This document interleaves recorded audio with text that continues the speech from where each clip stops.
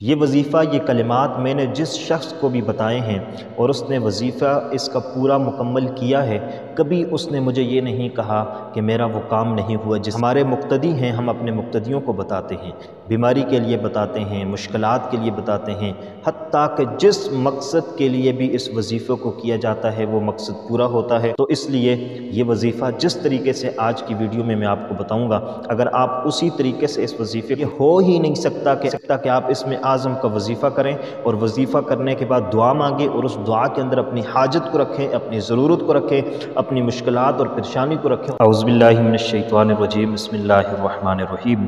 معزز ناظرین اکرام، السلام علیکم ورحمۃ اللہ وبرکاتہ۔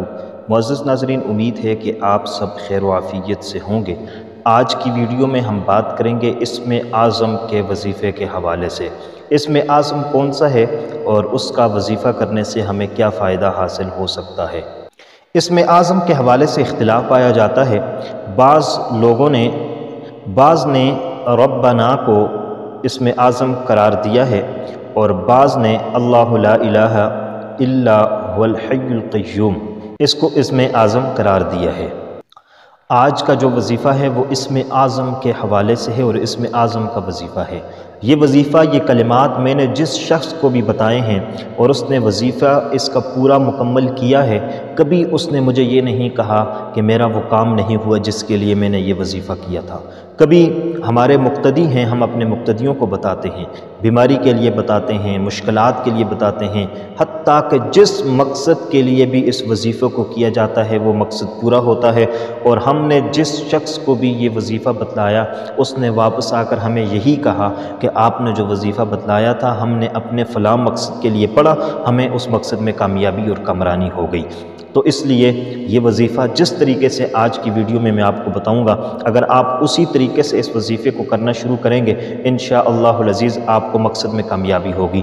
یہ ہو ہی نہیں سکتا کہ آپ اس میں اعظم کا وظیفہ کریں اور وظیفہ کرنے کے بعد دعا مانگیں اور اس دعا کے اندر اپنی حاجت کو رکھیں، اپنی ضرورت کو رکھیں، اپنی مشکلات اور پریشانی کو رکھیں اور وہ پوری نہ ہو، وہ حل نہ ہو، یہ نہیں ہو سکتا۔ تو اس لیے وہ دعا رد ہی نہیں ہوتی جو اس میں اعظم سے مانگی جاتی ہے۔ اگر آپ اس میں اعظم کو وسیلہ بنا کر رب سے دعا مانگتے ہیں اور وہ دعا کبھی بھی رد نہیں ہوتی، وہ ہمیشہ قبول ہوتی ہے۔ تو اس لیے اس میں اعظم کو سنیے، اس میں اعظم کو پا لینا یہ بہت بڑی بات ہے۔ اس میں اعظم کو سنیے، اس میں اعظم کو پا لیجئے، اس کا وظیفہ کیجئے اور جس مقصد کے لیے کریں گے انشاءاللہ العزیز آپ کو ضرور کامیابی ہوگی۔ اگر آپ ہمارا وظیفہ کرتے ہیں اور ہمارے بتلائے ہوئے طریقے کے مطابق کرتے ہیں، آپ کو اگر اس میں کامیابی ہوتی ہے تو ہمیں ضرور بتائیے۔ اگر خدا نخواستہ آپ ناکام ہو جاتے ہیں، انشاءاللہ پہلے تو یہ ہو ہی نہیں سکتا کہ آپ ناکام ہوں، لیکن اگر آپ ناکام ہو سکتے ہیں تب بھی آپ ہمیں ضرور آگاہ کیجئے گا۔ جو ہم آپ کو وظیفہ بتلانے لگے ہیں اسم اعظم کا، اس حوالے سے ایک روایت پہلے میں آپ کی گوش گزار کر دیتا ہوں، اس کے بعد وظیفے کی طرف چلتے ہیں۔ حضرت ابو امامہ رضی اللہ تعالیٰ عنہ روایت کرتے ہیں، نبی کریم صلی اللہ علیہ وسلم نے ارشاد فرمایا، جو شخص اللہ تبارک و تعالیٰ کو اسم اعظم سے پکارتا ہے، اللہ تبارک و تعالیٰ اس کی دعا کو کبھی رد نہیں کرتے۔ اس لیے ہم یہ کہا کرتے ہیں کہ آسمان نیچے آ سکتا ہے، زمین اوپر جا سکتی ہے، یہ دنیا کا نظام درہم برہم ہو سکتا ہے، لیکن پیغمبر علیہ السلام کی زبان سے نکلی ہوئی بات جھوٹی نہیں ہو سکتی۔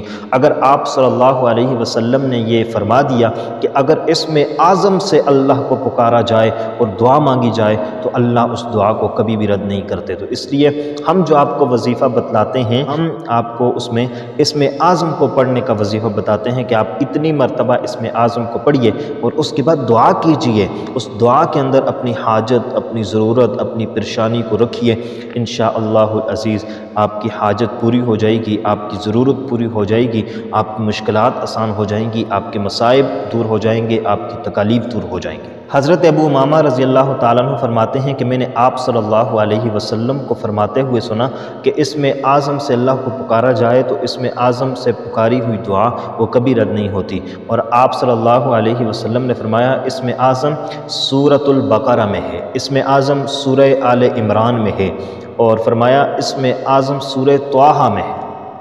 تو فرماتے ہیں میں قرآن لے کر بیٹھ گیا، میں نے قرآن پڑھنا شروع کیا اور سورہ بقرہ کی اس آیت پر آ کر میں رک گیا، اللہ لا الہ الا هو الحی القیوم، اور مجھے سمجھ آ گئی کہ اگر سورہ بقرہ میں اسم اعظم ہے تو وہ یہی ہے، اللہ لا الہ الا هو الحی القیوم، یہ اسم اعظم ہے اور یہ آیت الکرسی کی ابتدا ہے۔ فرماتے ہیں پھر میں نے سورہ آل عمران شروع کی تو شروع کرنے کے ساتھ ہی میں اس نتیجے پر پہنچ گیا تو یہ اسم اعظم ہے، الف لام میم، اللہ لا الہ الا هو الحی القیوم۔ اور فرماتے ہیں جب سورہ طٰہٰ شروع کی تو سورہ طٰہٰ میں اس آیت پر پہنچا وَأَنَتِ الْوُجُوهُ الْحَيُّ الْقَيُّومُ، یہ اسم اعظم ہے۔ تو اس لیے 3 جگہیں آپ صلی اللہ علیہ وسلم نے بتائی تھیں، تو ان 3 جگہوں پر یہی تھا، اللہ لا الہ الا هو الحی القیوم۔ اب آپ نے وظیفہ کیسے کرنا ہے؟ اگر آپ کسی بھی مشکل کے لیے، پریشانی کے لیے، حاجت کے لیے، ضرورت کے لیے، کسی بھی مقصد کے لیے آپ اسم اعظم کا وظیفہ کرنا چاہتے ہیں تو آپ نے سب سے پہلے باوضو ہو کر، پاک صاف ہو کر آپ نے ایک جگہ پر بیٹھ جانا ہے اور وہاں آپ نے پڑھنا ہے بسم اللہ الرحمن الرحیم۔ بسم اللہ آپ نے ضرور پڑھنا ہے، بسم اللہ الرحمن الرحیم۔ یہ پڑھنے کے بعد آپ نے پڑھنا ہے اللہ لا الہ الا هو الحی القیوم، اور اس کے ساتھ آپ نے پڑھنا ہے یا احد یا ذا الجلال والاکرام۔ بسم اللہ الرحمن الرحیم، اللہ لا الہ الا هو الحی القیوم، یا احد یا ذا الجلال والاکرام۔ اس پورے کو آپ نے پڑھنا ہے اور آپ نے 313 مرتبہ متواتر پڑھنا ہے، بیچ میں کسی سے گفتگو نہیں کرنی، بات نہیں کرنی، اور سائٹ پر سکون والی جگہ پر بیٹھ کر آپ نے پڑھنا ہے۔ اور آپ نے 313 مرتبہ پڑھنے کے بعد اللہ تبارک و تعالیٰ سے دعا مانگنی ہے، اور دعا میں آپ جس مقصد کے لیے بھی آپ نے یہ وظیفہ کیا ہے اس مقصد کو آپ نے واضح الفاظ میں اللہ تبارک و تعالیٰ سے مانگنا ہے، اور اسم اعظم کا وسیلہ دے کر مانگنا ہے کہ یا الہ العالمین، اسم اعظم کا یہ وظیفہ کیا اور اس کی برکت سے تو میرا فلاں کام کر دے، یا فلاں حاجت کو پوری کر دے، میرے فلاں مقصد کو پائے تکمیل تک پہنچا دے۔ تو اس طریقے سے آپ نے اس کو کرنا ہے۔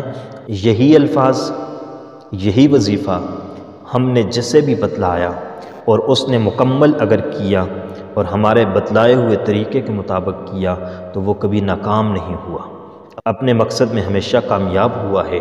لیکن شرط یہ ہے کہ یقین اللہ کی ذات پر ہونا چاہیے۔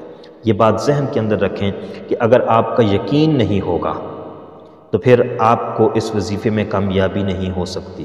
یہ وظیفہ ہو یا کوئی بھی وظیفہ ہو، یقین ضروری ہے۔ وظائف کے لیے یقین ضروری ہے۔ آپ کا یقین اس بات پر ہونا چاہیے کہ میں یہ وظیفہ جس مقصد کے لیے کر رہا ہوں انشاءاللہ العزیز اس وظیفے کی برکت سے اللہ تبارک و تعالی مجھے کامیابی عطا فرمائے گا۔ اگر آپ اس یقین کے ساتھ، اس ایمان کے ساتھ وظیفہ کرتے ہیں تو انشاءاللہ العزیز ضرور کامیاب اور کامران ہوں گے۔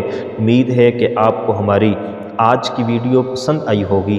اگر ویڈیو پسند آئی ہے تو لائک ضرور کیجئے گا، اور چینل پر اگر آپ نئے ہیں تو سبسکرائب ضرور کیجئے گا۔